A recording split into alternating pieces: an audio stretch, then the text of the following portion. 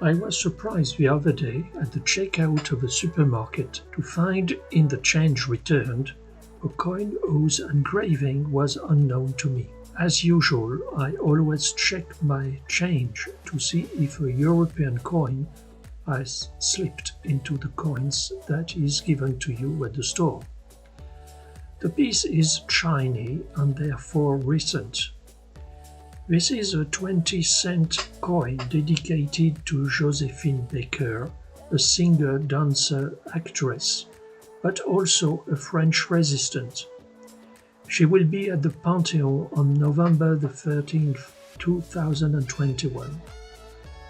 This coin is made of Nordic gold, copper, aluminium, zinc and tin for a weight of 5.74 grams and a diameter of 22.25 millimeters. It is a common coin struck in 2024 and is part of a new series of coins that depict exceptional women as replacements for the sower. Not quite, since the sower appears partly at the bottom right of the portrait. The other two coins in the series are the 10-cent Simone Weil coin and the 50-cent Marie Curie coin. There is no information on the current number run of this coin.